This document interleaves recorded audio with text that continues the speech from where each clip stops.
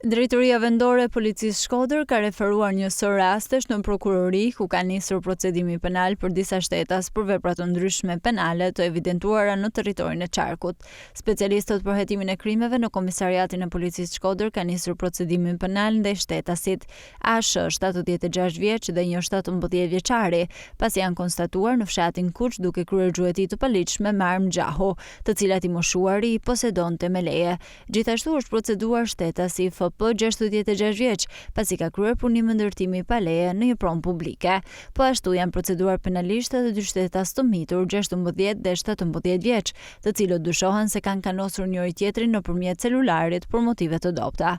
Ndërkohë, specialistët për hetimin e krimeve në Komisariatin e Policisë Melsi e Madhe kanë referuar materiale në prokurori për shtetasin RM 68 vjeç, banues në fshatin Selc, i dyshuar për ushtrim dhune psikologjike ndaj bashkëshortes së djalit.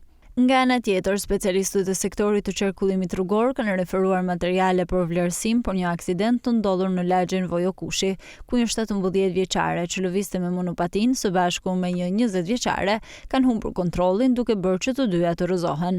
Ata kanë marrë ndihmë mjekësore në spital dhe më pas janë larguar për në banesë. Një tjetër rast është regjistruar në fshatin Tuç në Malci të Madhe, ku dyshohet se aksidentalisht ka rënë zjarr në një sipërfaqe pyjore duke shkaktuar djegjen e rreth 2 dylymve tokë. Materialet procedurale janë referuar prokurorisë pranë gjykatës së shkallës së parë të jurisdiksionit të përgjithshëm Shkodër për veprime të mëtejshme.